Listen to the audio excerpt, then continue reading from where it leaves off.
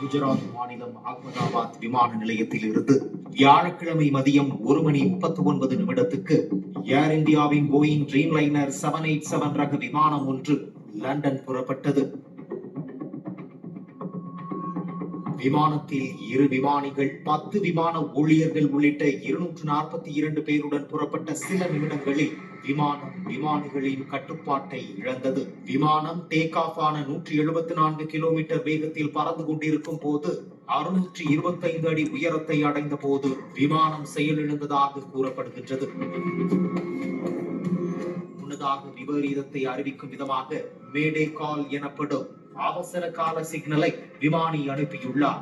அகமதாபாத் விமான நிலையத்தில் இருந்து தகவல் கிடைக்கும் முன்பாக விமானம் தரையை நோக்கி பாய்ந்தது.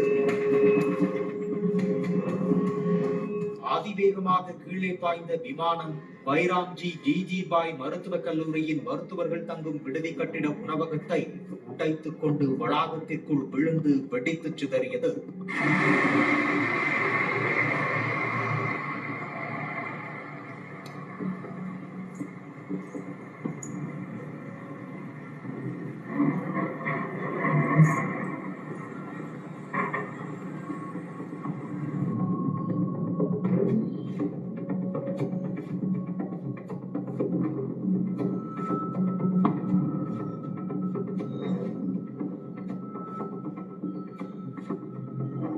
லண்டன் வரை பறக்கக்கூடிய விமானம் என்பதால் அதில் 58,000 லிட்டர் ஒயிட் பெட்ரோல் நிரப்பப்பட்டிருந்தது. இதன் காரணமாக விமானம் கீழே விழுந்ததும் வெடித்து சிதறியது. இதனால் அந்த இடத்தில் பெரும் தீப்பிழம்பு ஏற்பட்டது.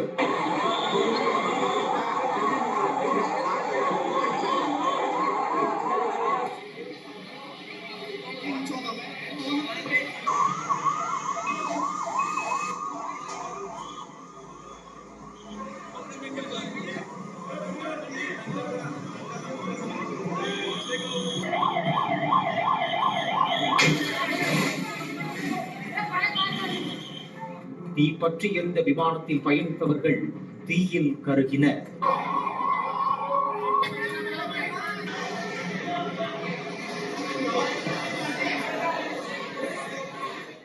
மருத்துவக் கல்லூரி வளாகம் தீ பற்றி எரிந்தது. விமானத்தின் வால் பகுதி கட்டிடத்தில் மேல் தனியாக சிக்கியிருந்தது.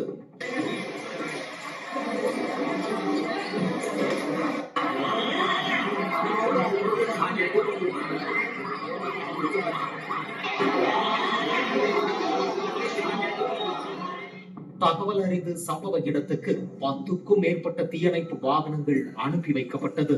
நீண்ட நேரம் போராடி விமானத்தில் எரிந்த தீயை அணைத்தனர். அதற்குள்ளாக விமானம் முழுமையாக எரிந்து சாம்பலாக காட்சியளித்தது.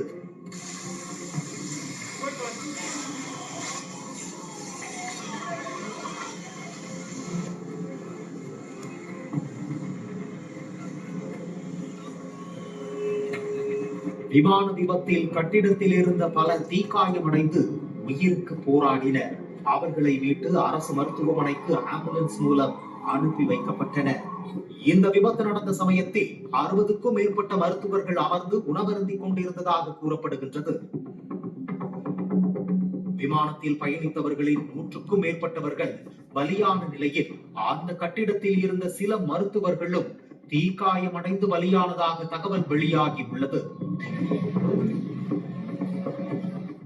இந்த விமானத்தில் குஜராத் முன்னாள் முதலமைச்சர் விஜய் ரூபானி பயணித்தார்.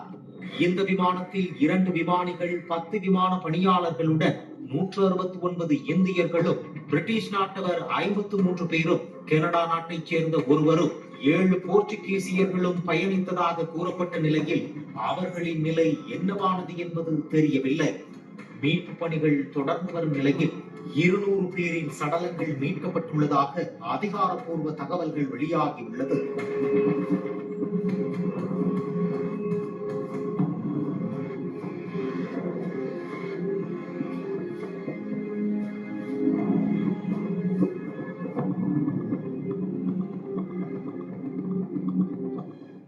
விபத்துக்குள்ளான விமானத்தை இயக்கிய 56 வயது ஸ்மித் சபர்வால் 8400 மணி நேரம் விமானத்தை இயக்கிய அனுபவம் மிக்கவர். துணை விமானி 32 வயதான கிளைவ் 1100 மணி நேரம் விமானத்தை இயக்கிய அனுபவம் வாய்ந்தவர் என்று கூறப்படுகின்றது.